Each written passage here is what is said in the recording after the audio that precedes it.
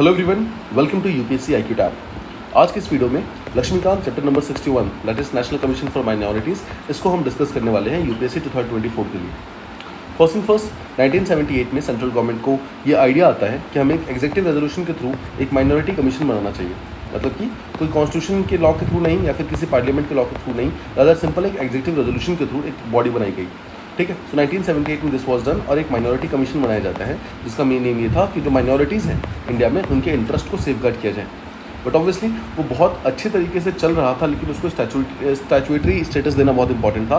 That is why 1992 में एक act लाया जाता है, national commission for minorities act, जिसके तहत मेन एम ये था कि इस सेम बॉडी को, माइनॉरिटी कमीशन की बॉडी को एक स्टैट्यूटरी स्टेटस प्रोवाइड किया जाए और साथ ही साथ इसको और ज़्यादा फंक्शंस एंड पावर्स दिए जाए। तो जो पहली स्टैट्यूटरी कमीशन बनाई गई थी 1993 में बनाई गई थी, वो नेशनल कमीशन फॉर माइनॉरिटीज़ ही थी। एक ऑटोनोमस बॉडी है जिसको मिनिस्ट्री ऑफ माइनॉरिटी अफेयर्स के अंदर डाला गया है। This is very very common sense, minority affairs के अंदर ही माइनॉरिटीज़ को डाला जाएगा।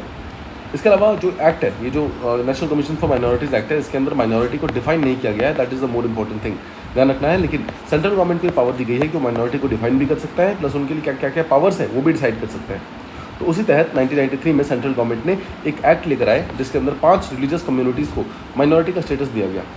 ध्यान रखिएगा, हिंदूज़ के अलावा ऑलमोस्ट सारे ही रिलीजन्स को दिया गया है। Muslims, Christian, Sikh, Buddha, Zoroastrians मतलब बुद्धिज़्म, जोरोस्ट्रियज़म, और फाइनली ध्यान रखने वाली बात यह है कि 2014 में जो जैनिज़्म था उसको भी यहाँ पर स्टेटस दे दिया गया। सो बस ध्यान रखिएगा, 1993 में जो स्टेटस दिया गया था उस time Jainism was not a part of this. 2014 में Jainism was made part of this.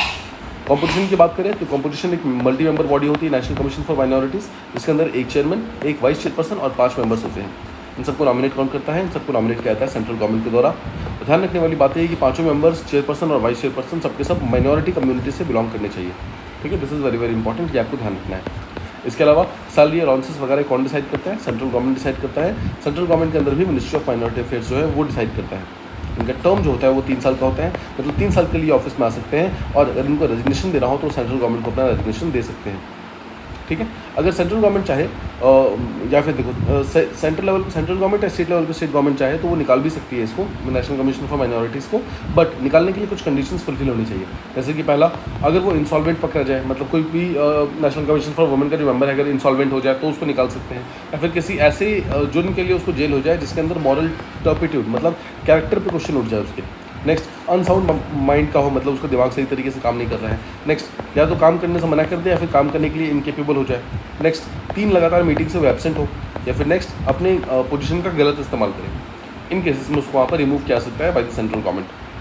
Function की बात करें, फंक्शन पहला सबसे इंपॉर्टेंट फंक्शन क्या है कि माइनॉरिटीज़ के लिए जितने भी सेफगार्ड्स थे वो सारे के सारे सेफगार्ड सही तरीके से काम कर रहे हैं कि नहीं, उसके प्रोग्रेस को इवैल्यूएट करना, मतलब चेक करना कि कितना अच्छे तरीके से डेवलपमेंट हो रहा है कि नहीं हो रहा है, ये सब चीज़ें चेक करना। सेकंड, इस पर्टिकुलर कमीशन की वर्किंग को चेक करना, वो देखना है कि माइनॉरिटी के लिए जितने भी इंपॉर्टेंट चीज़ें हैं वो सब चीज़ें सही तरीके से काम कर रही है कि नहीं कर रही।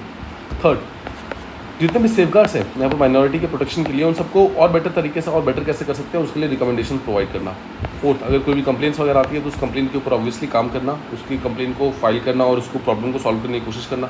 देन कोई भी अगर प्रॉब्लम्स वगैरह इमर्ज होती है तो उसके बारे में रिसर्च एंड स्टडीज़ वगैरह करना, ये पता करने की कोशिश करना कि एक्जैक्टली क्या क्या प्रॉब्लम किसके कारण हो रही है, what is the root cause of this problem और कैसे उसको हम सॉल्व कर सकते हैं। इसके अलावा कुछ रिसर्च एंड डेवलपमेंट इस बात पे भी होगा कि socio economic development, educational development जो माइनॉरिटीज़ का वो हम कैसे कर सकते हैं। इसके अलावा कुछ और अप्रोप्रिएट मेजर्स जो भी उनको लगता है कि जहाँ से माइनॉरिटीज़ का और ज़्यादा डेवलपमेंट हो सकता है वो सब बताना है, और कुछ स्पेशल रिपोर्ट्स, पीरियोडिकल रिपोर्ट्स ये सब देने होते हैं नेशनल कमीशन फॉर माइनॉरिटीज़ को। इसके बारे में हम थोड़ी देर में डिस्कस करेंगे। Apart from that central government इसमें कोई एडिशनल फंक्शंस भी दे सकता है, ध्यान रखिएगा।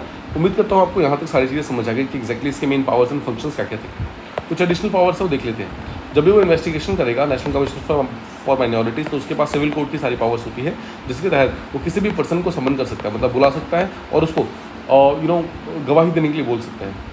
सेकंड, वो किसी भी डॉक्यूमेंट को मंगा सकता है, यानी कि डिस्कवरी और प्रोडक्शन दोनों की सारी पावर्स इसके पास होती है।